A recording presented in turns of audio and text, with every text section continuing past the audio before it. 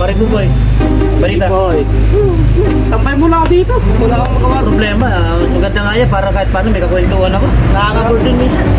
Ay mamaya, busy na naman ako ha. Pinagkagawa itong tinapay namin dito. Sabi nga po natin gawa ng puro bago. Ay syempre, hindi tayo nagbibenta ng luma. Mahirap kung ganyan. So, ay, naalala ko pare, may gagawin mo na ako saglit. Sige, sige. Tingin-tingin mo na pare. Ano pala dyan? Ano lang ako saglit.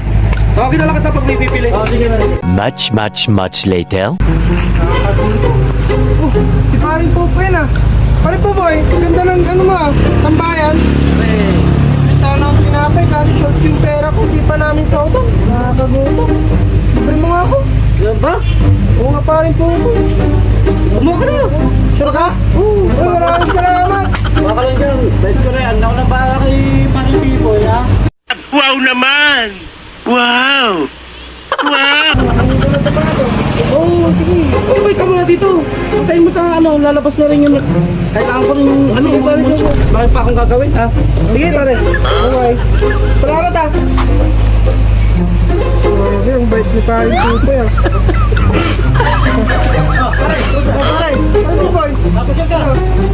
Lilibre ako ni paring Popo ng tinapay. O, nasa na ba siya? Balis na, nagpaalam daw. Ano nga libre? Wala kang binigay ni piso yun.